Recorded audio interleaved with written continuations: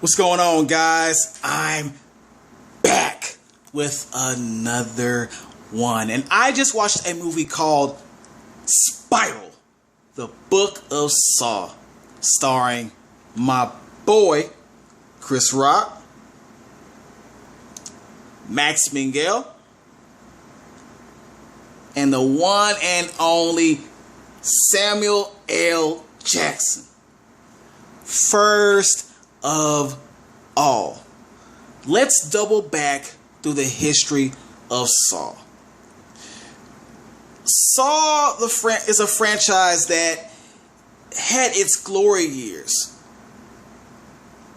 a specific time period where it was good. All right, we'll start with Saw 1, the classic. Saw 2, the Second Coming. Saw 3, Saw 4, and Saw 5. Now, after Saw 5, I hate to say this, but things started to get a little polluted as far as the plot. Alright? And it started to become more about how sick and how demented the traps could get that Jigsaw made. All right, no one longer cared about the rest of the movie. All right, that was just ridiculous and at some point stupid. Okay, and to the point where it became unwatchable at one time. I stuck all the way through the end. I was a die-hard fan, and I now regret it because the quality became such to a low level. I really should have watched some of that, but it just became like the epitome of torture porn, and that's all it was. And so now there is Spiral, which is the reawakening of this franchise. More like the Saw Baby Saw or Saw Jr. And so the question is Spiral going to be able to revamp the whole Saw franchise and make something new of this? Or should they have never even thought about bringing this back up anytime ever? Alright, that's the question. Let's go. Spiral, for those who don't know, for those who are not aware, if you're not aware about this movie by now, you must have no eyes, no ears, or anything else of senses, okay? Because this movie was rubbed in our faces for a long time, okay? It to the point where I was starting to believe this would never come out. I was doubting heavily. But here it is. Spiral. Pretty much about a detective named Zeke Banks. Played by, of course, Chris Rock. And Zeke Banks was labeled the whistleblower within his precinct. That's because years ago, he, in their terms, ratted out a fellow officer who murdered a witness. Alright? Now, of course, he was promoted for that, but within the precinct, they despised Zeke Banks, and they still do till this day. So while that drama's going on, cops are starting to drop like flies. And so now they must figure out who is doing this. Why is it only cops being targeted? Alright? And that's the premise of the movie. My first positive, which is something I had to mention first because this is the first thing that came to mind before I even saw the movie. With it being directed or written or produced or whatever it's being done by Chris Rock, his name is on it, would it have the same humor? that you would think would come from Chris Rock? Or was Chris Rock going to take the serious route? I'm going to tell you right now, Chris Rock took both roads perfectly. Okay, and what I mean by that is he was serious. He wasn't goofy Chris Rock. He was completely serious, as in facial expression, mannerism, everything. But he was still just pelting out the jokes. Okay, from the beginning to, I say, pretty much the middle of the movie. It felt like he was trying out new material for a stand-up he was going to do later on this year. Okay, that's how funny he kept it every time he popped up. I mean, he was on it. He was just on it. I think me and two other people just couldn't stop laughing from that within that movie, that little area of the movie. Okay, it was killing me. And you know, anybody who knows me by now, Chris Rock is in my top 5 for comedians. So I loved every moment of it. I loved how he maneuvered that, how he put that down within the script. He worked it. He made it work. Love that. Second positive, the traps. Now that's another thing that if you're wondering if the traps are just as good as 1, 2, and 3, absolutely, you are correct. There was not a moment when these traps came on the scene that I felt like it was going to be watered down. Okay, it was just as much pain and anguish and the sick, demented thoughts that go through the audience's head when they're watching this. The people were getting squeamish and covering their eyes next to me. I didn't cover anything. I wanted to see all of that. I wanted to see if this is going to be, some weak traps or not. They were not weak traps at all. They kept the same vibe they kept on the old Saw movies. You are definitely going to see some gruesome gore in this. Okay? Whether you feel bad for the victims or not, your stomach's going to turn a little bit. I guarantee you that. My third positive. And I have to...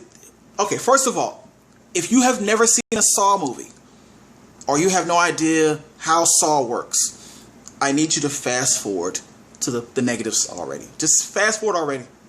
Okay, fast forward.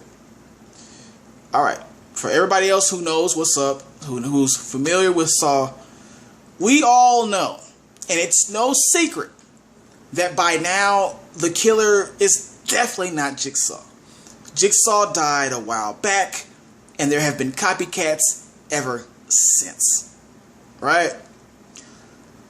But with this new copycat, whoever it is, a woman, man, whatever it is, kid, dog, whatever, whoever the new copycat is, their whole motive is completely different from the original OG Jigsaw's motive. And it's to a point where a lot of people are going to watch this, and when they find out what the motive really is, they're not going to have an issue with it. And I'm not trying to promote or glorify murder in any way. I'm just saying you might have that emotion in you that's like, this is totally justifiable.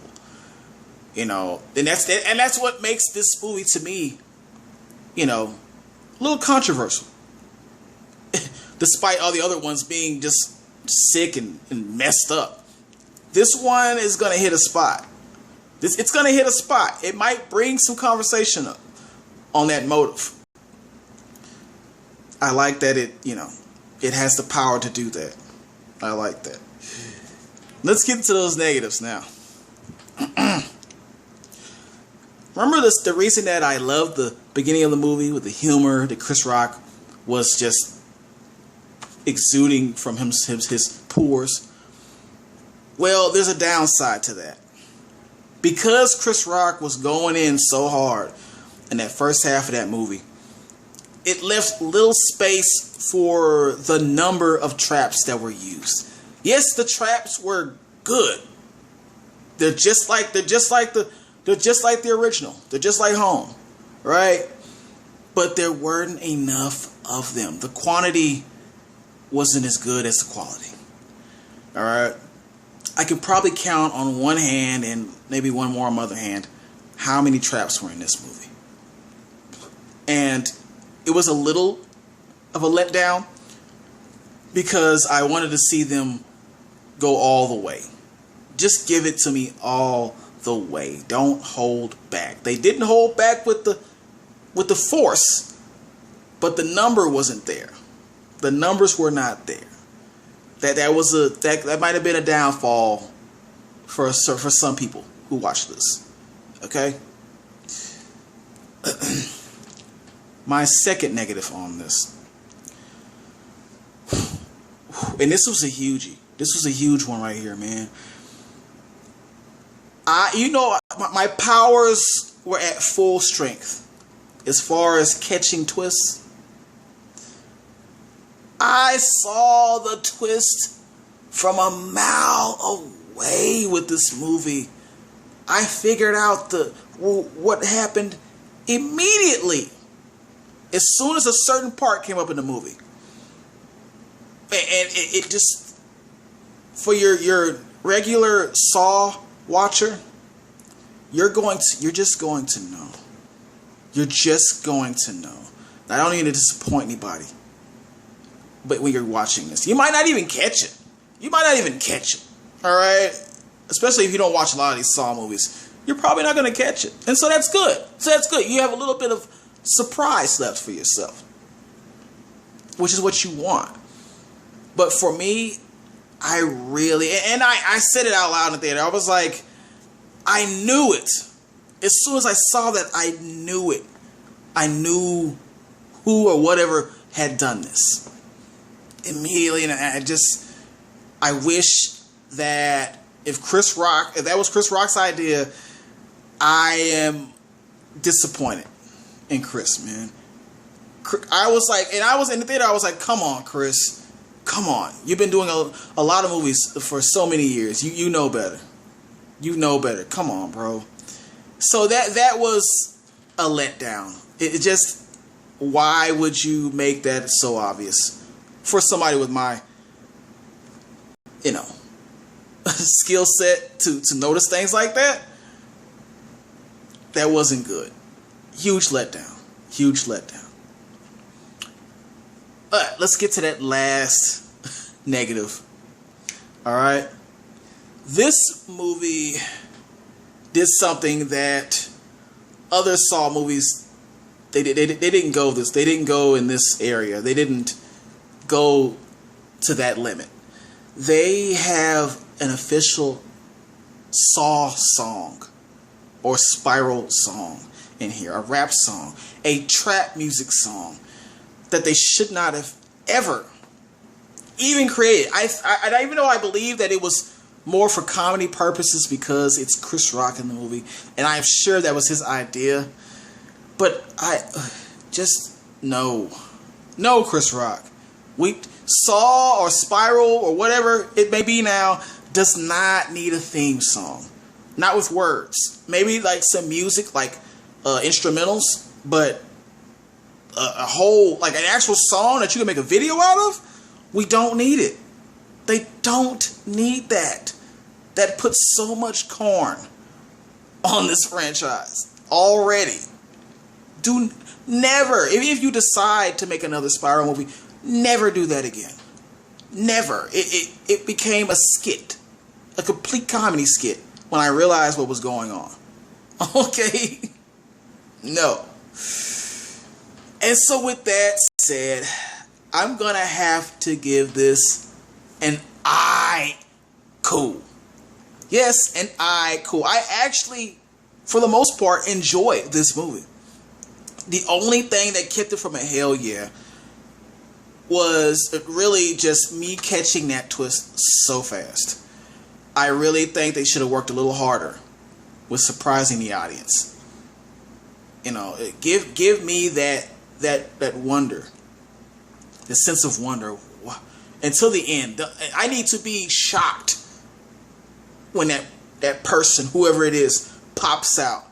And I'm like, oh my God, it's...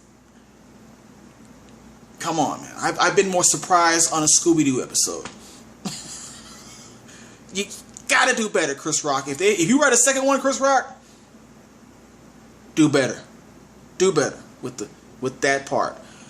Need you to like this if you haven't. Like it. Subscribe if you haven't. And share this video. Alright? I'll be back.